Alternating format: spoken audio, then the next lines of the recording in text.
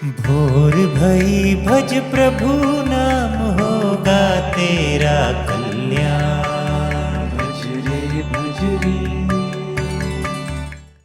श्रीमद् भागवत रहस्य में से ये कहानी। भागवत का फल निष्काम भक्ति। भागवत का मुख्य विषय है निष्काम भक्ति। जहां भोग इच्छा है वहां भक्ति नहीं होती। भोग के लिए की गई भक्ति से भगवान प्रसन्न नहीं होते। भोग के लिए भक्ति करने वालों को संसार प्यारा है, भगवान नहीं। भगवान के लिए ही भक्ति करो। भक्ति का फल भगवान होना चाहिए, संसार सुख नहीं।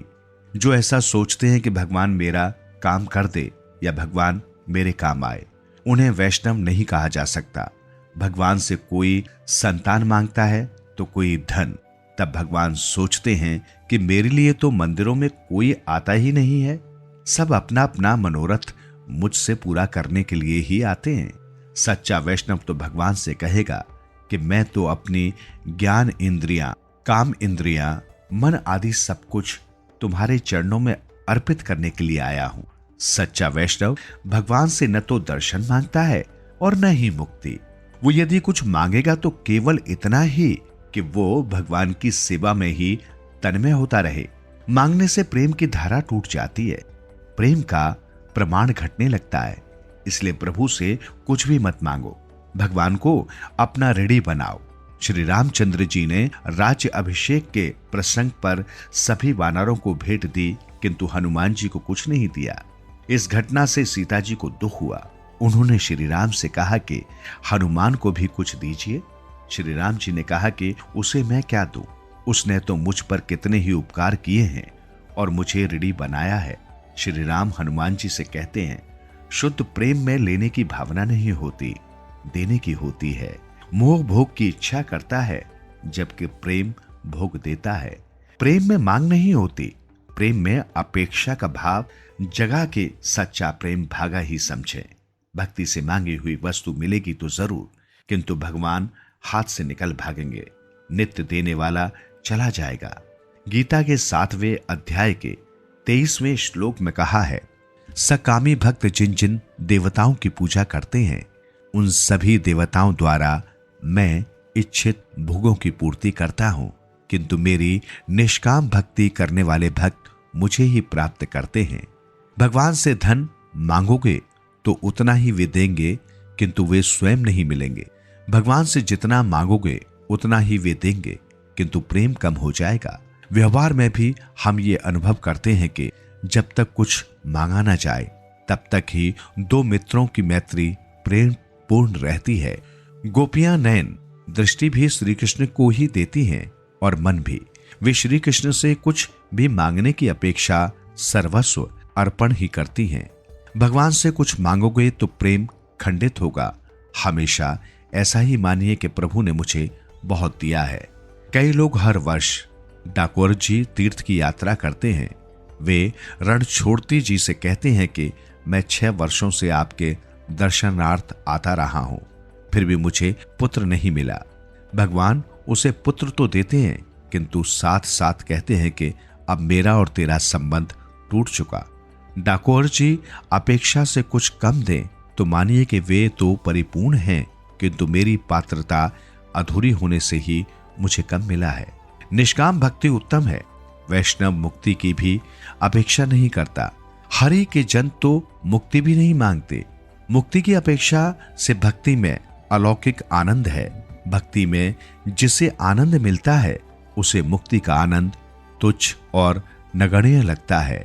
वेदांती तो मानते हैं कि इस आत्मा को बंधन है ही नहीं, तो फिर मुक्ति का प्रश्न ही कैसे उठता है। वैष्णव मानते हैं कि मुक्ति तो मेरे भगवान की दासी है। दासी की अपेक्षा मेरे भगवान गुरुतर हैं। भगवान मेरा काम करें, ऐसी अपेक्षा कभी न करो। रामकृष्ण परमहंस को कैंसर की बीमारी लग गई।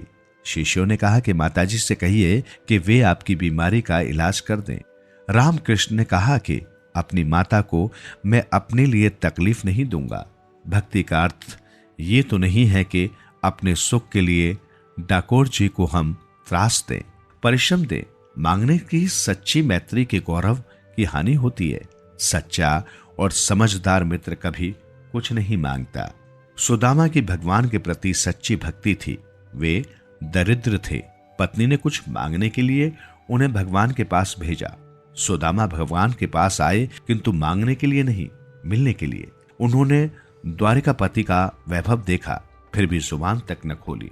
सुदामा ने सोचा कि मैत्री मिलन से ही यदि भगवान की आंखें भीग गई हैं, तो फिर अपनी दरिद्रता की बात बताने पर तो उन्हें कितना गहरा दुख होगा। मेरे दुख का कारण मेरे कर्म ही हैं। मेरे दुख की गाथा सुनकर उन्हें और दुख होगा। ऐसा सोचकर सुदामा ने भगवान से कुछ नहीं मांगा। सुदामा की तो यही इच्छा थी कि उनके द्वारा लाए गए मुट्ठी भर तंदूल को भगवान प्रेम से ग्रहण करें। भगवान जाने के वो कुछ लेने नहीं देने आया है। ईश्वर पहले हमारा सर्वस्व लेते हैं और फिर अपना सर्वस्व हमें देते हैं। जीव के निष्काम होने पर ही भगवान उसकी पूजा करते हैं। भक्त जब निष्काम होता है तो भगवान अपने स्वरूप का दान भक्त को देते हैं। जीव जब अपना जीवत्व छोड़कर ईश्वर के द्वार पर जाता है, तब भगवान भी अपना ईश्वर तत्व भूलकर भक्त से मिलते हैं।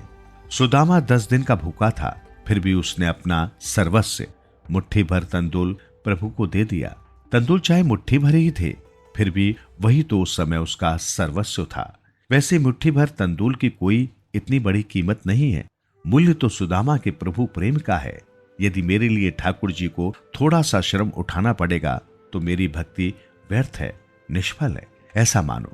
भगवान से कुछ भी न मांगो। न मांगने से भगवान तुम्हारे ऋणी होंगे।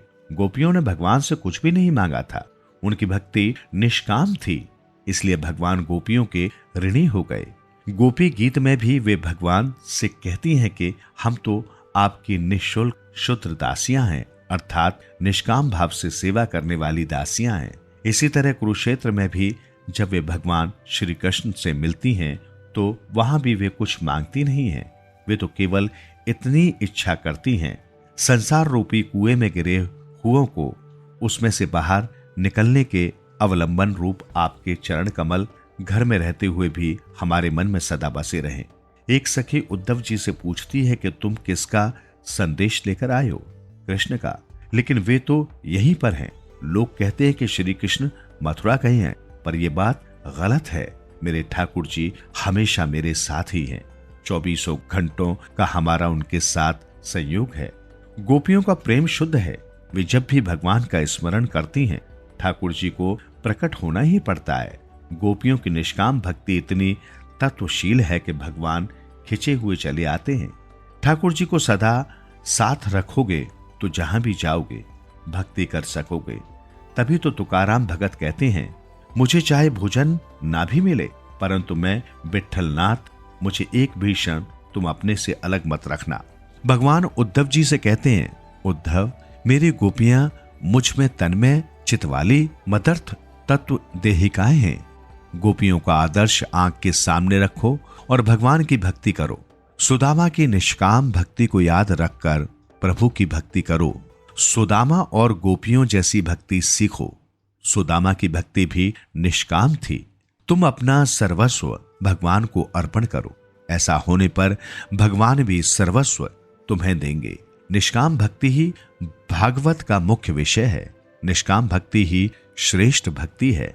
निष्काम भक्ति का श्रेष्ठ दृष्टांत है श्री कृष्ण के प्रति गोपियों की निष्काम ममता, निष्काम प्रेम। गोपियां तो मुक्ति की भी इच्छा नहीं रखती हैं।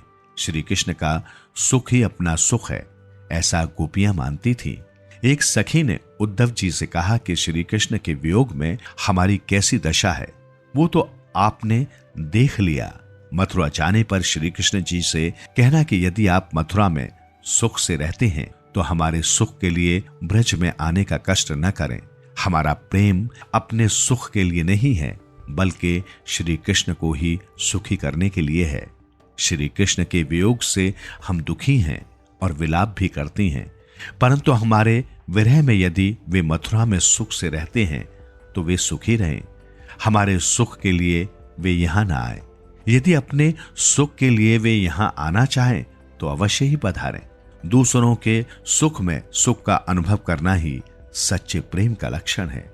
शांडिल्य मुनि ने अपने भक्ति सूत्र में लिखा है, धन्य है वो ब्रजवासी भक्तजन जो श्री कृष्ण से मिलने के लिए मथुरा नहीं गए।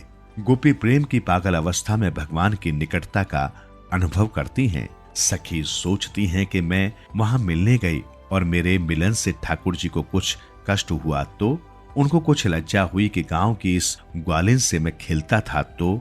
नहीं, मुझे मथुरा नहीं जाना है। मेरे प्रेम में कुछ न कुछ न्यूनता ही रह गई है, तभी तो वे मुझको छोड़कर चले गए हैं। मेरा प्रेम यदि सच्चा है तो अवश्य ही गोकुल लौटेंगे। उस समय तक मैं विरह दुख सहन करती रहूंगी।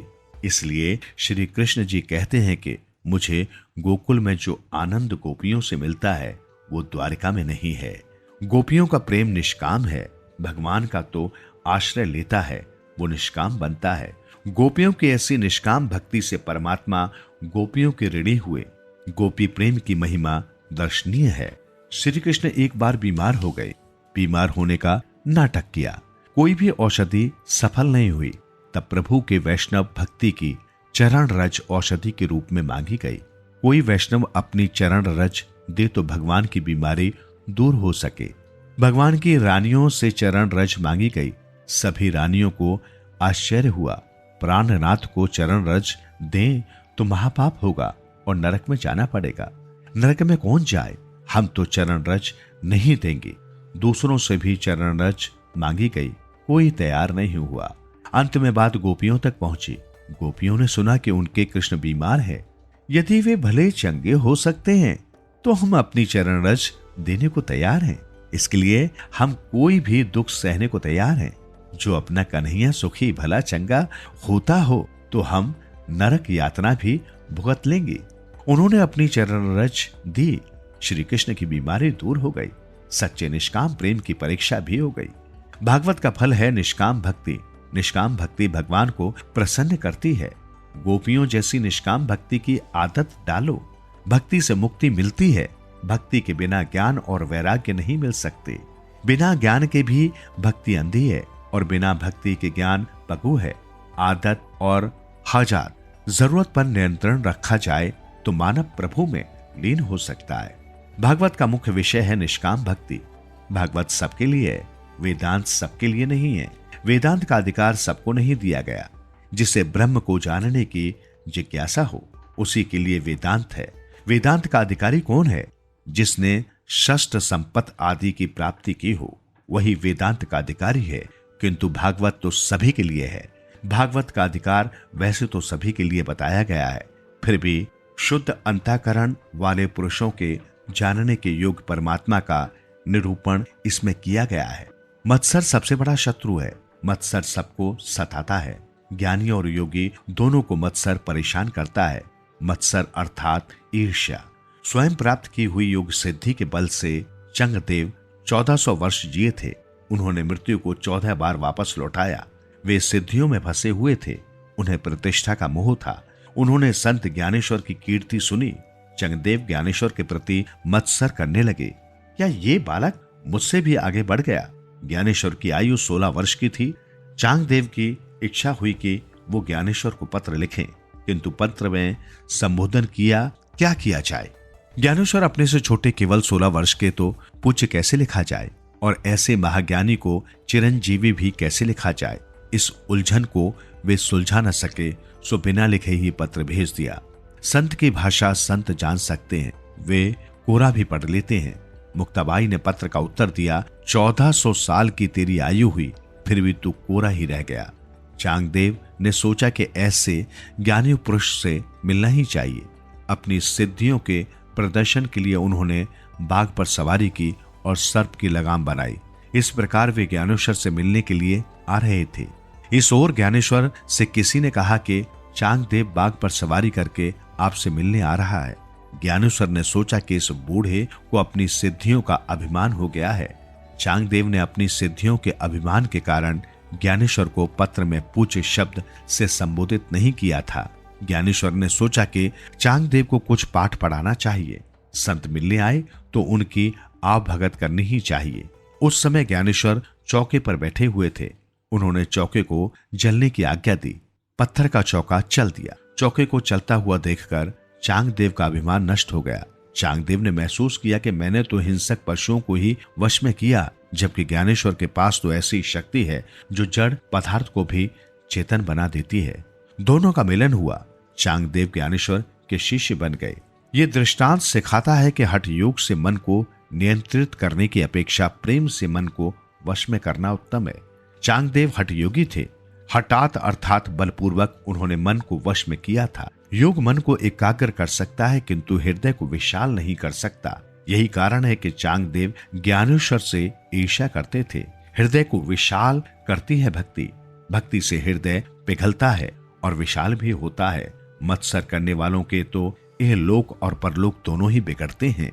मन में मत्सर मत रखो। मन से मत्सर निकाल दोगे तो मन मोहन का स्वरूप मन में सुदृढ़ होगा।